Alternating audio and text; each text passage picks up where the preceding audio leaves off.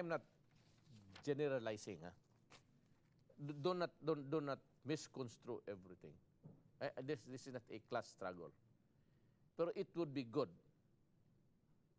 for yung taong bayan, Pilipino. Kung mamili kayo ng mamili kayong yung mga pobre o at least yung dumaan sa hirap, makakaintindi sa inyo.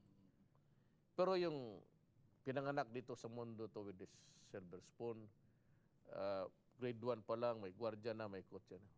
Hindi niya makuha. No fault of theirs actually. Hindi rin nila kasalanan kasi orientation nila gano'n eh.